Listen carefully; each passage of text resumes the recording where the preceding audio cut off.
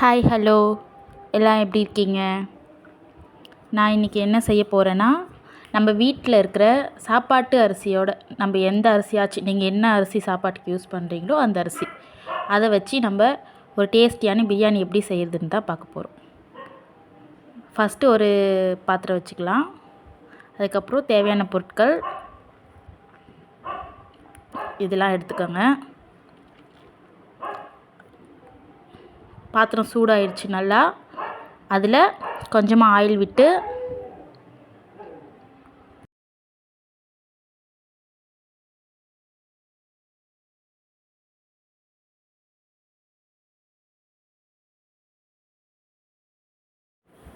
Oil விட்டதுக்கப்புறம் இந்த ஸ்பைசஸ்லாம் நம்ம அதில் சேர்த்துக்கலாம். ஸ்பைசஸ் சேர்த்ததும் நம்ம கட் பண்ணி வச்சுருக்க ஒரு 5 பெரிய வெங்காயம், 5 பெரிய வெங்காயம், அதுக்கப்புறம் சில்லிஸ், க்ரீன் சில்லி வந்து ஒரு 4 லைட்டாக கீரல் போட்டு நம்ம கட் பண்ணி வச்சதை உள்ளே சேர்த்துக்கலாம். சேர்த்து நல்லா வதக்கணும். நல்லா வதக்கணுன்னா நல்லா பொன்னிறமாக வதக்கணும். பொன்னிறமாக வதங்கினா தான் பிரியாணி நல்லா டேஸ்டியாக இருக்கும். அதை கொஞ்சம் நல்லா பார்த்துக்கோங்க.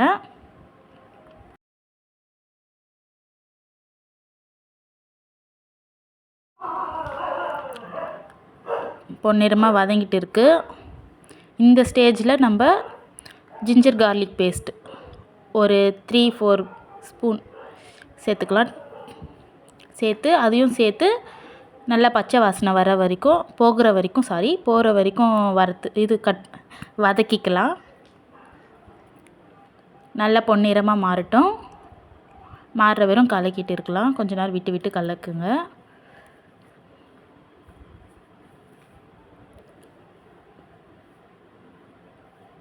அதுக்கப்புறம் நம்ம பேக்கெட் மசாலா தான் நான் யூஸ் பண்ணுறேன். சக்தியில் சில்லி பவுடர்னு கேட்டிங்கன்னா தருவாங்க. தனி மிளகாய் தூள் சொல்லி கேட்டிங்கன்னா தருவாங்க சக்தியில். அது வந்து உங்கள் காரத்துக்கு ஏற்ப யூஸ் பண்ணிக்கோங்க. ஆல்ரெடி நம்ம சில்லி சேர்த்துருக்கோம், க்ரீன் சில்லி. இது உங்கள் காரத்துக்கு ஏற்ப சேர்த்துக்கோங்க. அது போட்டு மிக்ஸ் பண்ணதும் நம்ம கட் பண்ணி வச்சுருந்த ஒரு 4 டொமேட்டோஸ், அதிகமாக சேர்க்காதீங்க, ஒரு மாதிரி புளிப்பாக இருக்கும். ஒரு 4 டொமேட்டோஸ், அதுக்கப்புறம் வந்து கொரியாண்டர், மின்ட் லீவ்ஸ், இதெல்லாம் கட் பண்ணி வச்சுருந்தேன். அதையும் மிக்ஸ் பண்ணிவிட்டு அதுக்கப்புறம் அதில் வந்து நான் மட்டன் வந்து வேக வச்சு வச்சுருந்தேன். அதையும் போட்டு மிக்ஸ் பண்ணிக்கலாம்.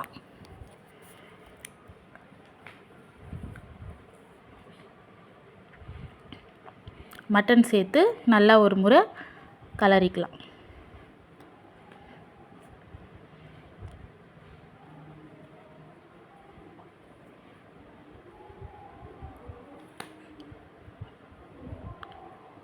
நல்லா நம்ம அந்த கீழே இருக்கிற ஜிஞ்சர் கார்லிக் பேஸ்ட் ஒட்டியிருக்கோம்ல, அதெல்லாம் கூட நல்லா தேய்ச்சி கலரி விட்டுக்கலாம்.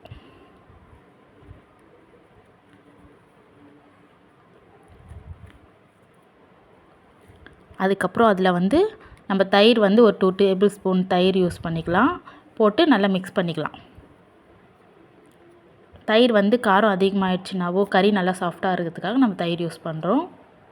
நீங்கள் தயிர் யூஸ் பண்ணாமல் கூட செய்யலாம். அதுவும் இன்னும் டேஸ்டியாக இருக்கும், நல்ல ஜீரணமும் ஆகும். அதுக்கப்புறம் நான் வந்து இந்த கறி வேக வச்ச தண்ணி ஒரு டம்ளர் இருந்துச்சு என்கிட்ட. அது வேஸ்ட் பண்ணக்கூடாதுன்னு, அது ஃப்ளேவருக்காக நல்ல ஃப்ளேவர் கொடுக்கும். அதையும் மிக்ஸ் பண்ணிவிட்டு அது கூட வந்து நான் இன்னொரு 3 கிளாஸ் வாட்டர் வந்து அப்ளை பண்ணிக்கிட்டேன். நான் வந்து 2 கிளாஸ் வாட்டர் எடுத்தேன். இது நம்ம வீட்டு அரிசின்றதுனால 1க்கு 2ன்ற மாதிரி ஊற்றிக்கோங்க தண்ணி. இதுவே நம்ம பாஸ்மதி, சீரக சம்பா அதெல்லாம் எடுக்கும்போது 1க்கு 1.5ன்ற ரேஷியோவில் நீங்கள் பண்ணிக்கலாம். அதுக்கப்புறம் ஊற்றிட்டு மூடி வச்சிங்கன்னா நல்லா கொதிக்கும். சாரி ஃப்ரெண்ட்ஸ், நான் இதில் உப்பு போட்டதை காமிக்கல. நானே வீடியோ எடுக்கிறேன் மொபைலில் தான். ஃபஸ்ட் டைம் எடுக்கிறேன். ஒவ்வொரு நாள் இப்போ தான் எடுக்க கற்றுக்கிட்டு இருக்கேன். ஏதாச்சும் தப்பு இருந்தால் கமெண்டில் திட்டாதீங்க. அதுக்கப்புறம் நம்ம ரைஸ் கலந்து கொதித்த உடனே உப்பு காரம் சரி பார்த்துட்டு அதில் ரைஸை சேர்த்துக்கலாம். தண்ணி இல்லாமல் ரைஸை மிக்ஸ் பண்ணிக்கலாம்.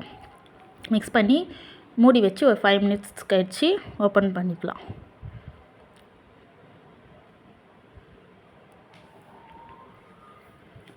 நல்லா கொதிக்குது. இப்போ லைட்டாக மிக்ஸ் பண்ணி விட்டுக்கலாம். அப்படியே விட்டோன்னா அடியில் அடி பிடிச்சிடும். அதனால தான் ஒரு 5 மினிட்ஸ்க்கு அப்புறம் நம்ம லைட்டாக மிக்ஸ் பண்ணி விட்டுடலாம். நான் ஆல்ரெடி ஒரு முறை செஞ்சுருக்கேன். அது வந்து நம்ம வேலு பிராண்ட் அந்த அரிசியில் அது செஞ்சுருந்தேன். ரொம்பவே டேஸ்டியாக வந்துச்சுதுங்க. நம்ம கடை பிரியாணி மாதிரிலாம் இருக்காது, ஆனால் இது ரொம்ப டேஸ்ட்டாக இருக்கும். அதை விட டேஸ்ட்டில் இது நல்லாவே இருக்கும் கடை பிரியாணியை விட. அதுக்கப்புறம் அதுக்கு முன்னாடி நம்ம ஒரு தோசைக்கல்லை வந்து இன்னொரு சைடில் வச்சு லைட்டாக சூடு பண்ணிக்கலாம். அதுக்குள்ளே சூடாகிடும் இது வேகிறதுக்குள்ளே.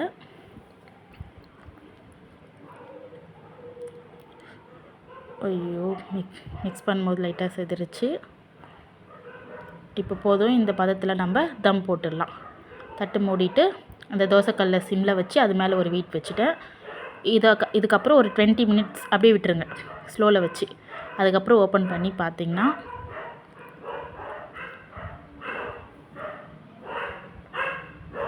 நம்ம டேஸ்டியான பிரியாணி ரெடி ஆயிடுச்சு.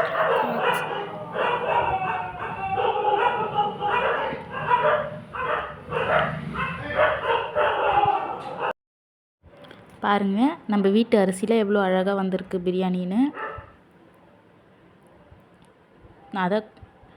நான் கொஞ்சம் ஜூஸியாகவே செஞ்சுக்கிட்டேன். ஏன்னா எனக்கு இந்த மாதிரி சாப்பிட்டா தான் ரொம்ப பிடிக்கும். உங்களுக்கு இன்னும் ட்ரையாக வேணும்னா இன்னும் கொஞ்சம் தண்ணி கூட நீங்கள் கம்மி பண்ணிக்கலாம். இதுவே ட்ரையாக தான் இருக்குங்க, கொஞ்சம் நேரத்தில் ட்ரையாக ஆகிடும்.